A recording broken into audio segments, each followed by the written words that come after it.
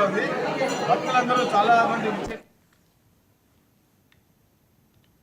కొమరంభీం జిల్లా కాగజ్నగర్ పట్టణంలో మహంకాళి బోనాలు ఘనంగా జరిగాయి. స్థానిక లారీ చౌరస్తా నుంచి అమ్మవారి ఆలయం వరకు బోనాల ఊరేగింపు జాతరలా సాగింది.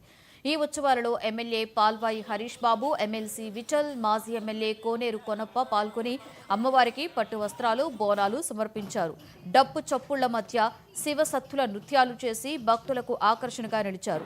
భక్తులు ఎలాంటి ఇబ్బందులు కలగకుండా డీఎస్పీ రామాంజనేయులు ఆధ్వర్యంలో కట్టుదిట్టమైన భద్రతా ఏర్పాట్లు చేశారు పోలీసులు.